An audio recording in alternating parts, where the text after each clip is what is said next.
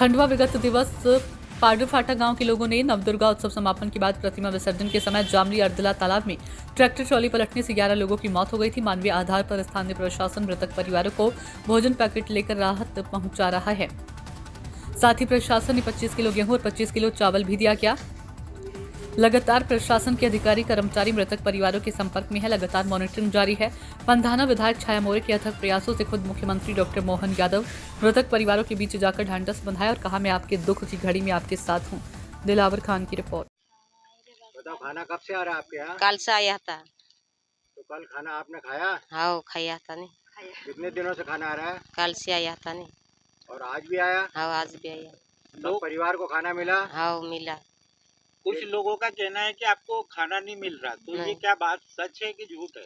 मिला नहीं। मिला आपको? हाँ, मिल गया। बेटा, आपको खाना कब से मिल रहा है? कल से। फिर कल खाना खाया क्या आपने? नहीं, मैं थी इसलिए नहीं खाई। अच्छा, ये जो लोग अफवाह फैला रहे हैं इसको क्या बोले? वो झूठी है। झूठी है? हाँ। क्या नाम है आपका? रेशमा। क्या नाम है भाई साहब आपका? मेरा नाम दीपक है। दीपक भाई, बताइए कि शासन तरफ से भोजन कब से मिल रहा है? कल से मिल रहा है भोजन। तो कल भोजन किया था आपने? जी किया था। और आज? आज भी किया था। और सरकार की तरफ से क्या गेहूँ चावल? हाँ, 25 किलो गेहूँ मिला था, 25 किलो चावल मिला था। कहाँ रहना है आपका? अभी ग्राम पाडलफाटा राजगढ़ पंचायत से है। और सरकार आपकी पूरी मदद कर रही है? जी कर रहे हैं। बताइए विधायक जी, ये घटना के कारण जो घटना हो इसके बारे में क्या कहेंगे? देखिए, पंधाना विधानसभा के लिए दर्दनाक जो घटना हमारे पंधाना नहीं में खंडवा जिले में बहुत बड़ी हमारी क्षति हुई है।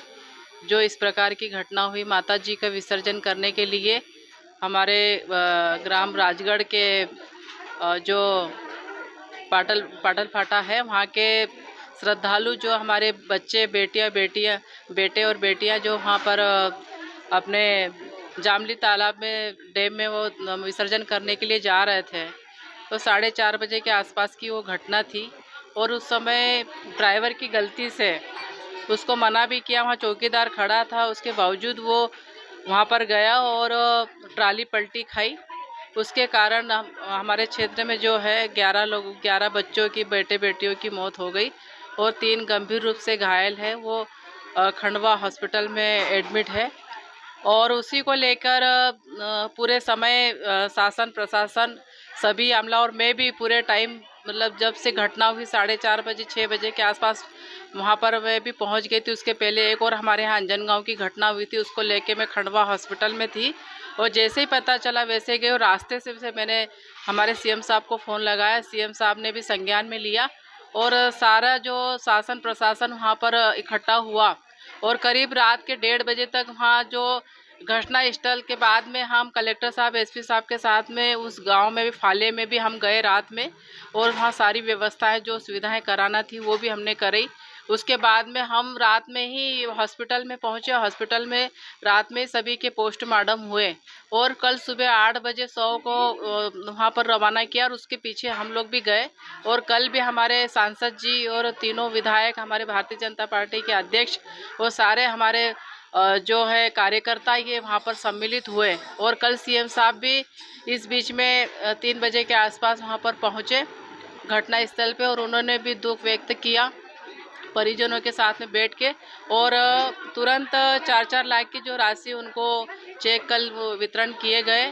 साथ में प्रधानमंत्री जी को भी हमने रात में ही मैसेज करा तो उनके तरफ से भी कल सुबह 2-2 लाख की घोषणा हो गई। 2-2 लाख रुपए प्रधानमंत्री जी की ओर से भी मिले हैं, तो ऐसे 6 लाख की जो है जो मृतकों को दिए गए और साथ में मेरे तरफ से भी 10-10 हज़ार रुपये की जो है घोषणा है कि 10-10 हज़ार रुपये मैं भी दूंगी।